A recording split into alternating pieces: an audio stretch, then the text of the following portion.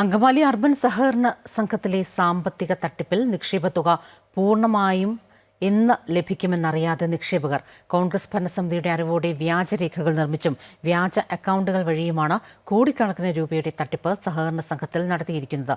110 കോടിയിലധികം രൂപയുടെ തട്ടിപ്പാണ് അർബൻ സഹകരണ സംഘത്തിൽ നടന്നതെന്നാണ് സഹകരണ രജിസ്ട്രാർ നടത്തിയ അന്വേഷണത്തിൽ കണ്ടെത്തിയിട്ടുള്ളത്. മോനെ പെര പണിയാനുള്ള കാശ് ഒരു കുട്ടി വെച്ചതാ, അത് കൊടുത്തു. അതിപ്പോൾ അവന് പെര പണിയാൻ നിർത്തിയില്ല, ഒന്നിനും നിർത്തിയില്ല. അങ്ങനെ പിള്ളേരുടെ പഠിത്തത്തിനും ഒക്കെ ഉള്ള കാശാണ്. ഞങ്ങൾ കയറി ഇറങ്ങി ഇങ്ങനെ നടക്കണു. ഏകദേശം ഒരു ഇട്ടത് 1.5 പക്ഷേ അത് കൂടിയില്ല. 5-6 കൊല്ലം മുമ്പ് ഇട്ടത്. അപ്പം ഇൻട്രസ്റ്റ് കൂടുമ്പോൾ കൂടില്ലേ, അങ്ങനെ കൂടി കാണും. കോൺഗ്രസ് നിയന്ത്രണത്തിലുള്ള അങ്കമാലി അർബൻ സഹകരണ സംഘത്തിന്റെ കൊറ്റമം അങ്കമാലി ശാഖകളിൽ നിക്ഷേപം നടത്തിയവർക്കാണ് ഭരണസമിതി അംഗങ്ങൾ തന്നെ നടത്തിയ സാമ്പത്തിക തട്ടിപ്പ് മൂലം നിക്ഷേപത്തുക ഇല്ലാതായിരിക്കുന്നത്.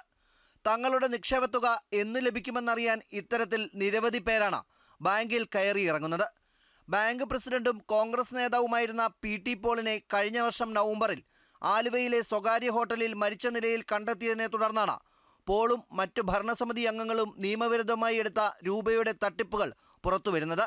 പോളും കോതമംഗലത്തുള്ള ഒരു വ്യവസായിയും ചേർന്ന് 50 കോടിയോളം രൂപയാണ് തട്ടിയെടുത്തിരിക്കുന്നത്. മറ്റു ഭരണസമിതി അംഗങ്ങളും ഇത്തരത്തിൽ സാമ്പത്തിക തട്ടിപ്പുകൾ നടത്തിയിട്ടുണ്ട്. ബാങ്കിൽ 110 കോടി രൂപയുടെ സാമ്പത്തിക ക്രമക്കേടുകൾ നടന്നതായാണ് സഹകരണ രജിസ്ട്രാറിന്റെ അന്വേഷണത്തിൽ കണ്ടെത്തിയിരിക്കുന്നത്. സഹകരണ വകുപ്പിലെ ഉന്നത ഉദ്യോഗസ്ഥരുടെ അറിവോടുകൂടിയാണ് അങ്കമാലി അർബൻ സഹകരണ സംഘത്തിലെ സാമ്പത്തിക തട്ടിപ്പ് നടന്നിട്ടുള്ളതെന്നും അതിനാൽ തന്നെ ഇക്കാര്യത്തിൽ സർക്കാരിനും ഉത്തരവാദിത്തമുണ്ടെന്നും നിക്ഷേപകർ പറയുന്നു. 30 കോടി രൂപയുടെ ലോൺ ഒറിജിനൽ ലോണുകളാണ്. ആ ഒറിജിനൽ ലോൺ എടുത്തത് ഈ അങ്കമാലിയിലെ പ്രധാനപ്പെട്ട രാഷ്ട്രീയ പാർട്ടികളുടെ നേതാക്കളോ കൗൺസിലർമാർ, ജില്ലാ പഞ്ചായത്ത് മെമ്പർമാർ, വക്താക്കൾ, അങ്ങനെ തുടങ്ങിയ സമൂഹത്തിൽ മാന്യന്മാരായിട്ട് വിലസുന്ന പൊതുപ്രവർത്തകരാണ്. ഇവർ ഈ 30 കോടി രൂപ തിരിച്ചടച്ചാൽ തന്നെ ഈ ബാങ്ക് ജീവൻ വയ്ക്കും. ഒരു വ്യക്തിക്ക് 25 ലക്ഷം രൂപ ഈ ബാങ്കിന് അനുവാദം കൊടുക്കാൻ പാടുള്ളൂ. അപ്പോൾ ഈ 28 കോടി രൂപയ്ക്ക് അത്രയും ആൾക്കാർ തട്ടിപ്പായിട്ട് ഇവർ സൃഷ്ടിച്ചു. ആ ബാങ്കിൻ്റെ പടി ചവിട്ടാത്ത, ഇത് പെയിൻറ്റ് ചെയ്ത, ഇവർക്ക് പേര് കിട്ടിയ മുഴുവൻ പേരിൽ ഇവർ 25 ലക്ഷം രൂപ വെച്ച് ലോൺ കൊടുത്തു. അങ്ങനെ ഈ ബാങ്കിൻ്റെ 99% രൂപയും തട്ടിച്ചെടുത്ത ഒരു ഭരണസമിതിയും അതിൻ്റെ പ്രസിഡന്റായിരുന്നു ഇവിടെ ഉണ്ടായത്.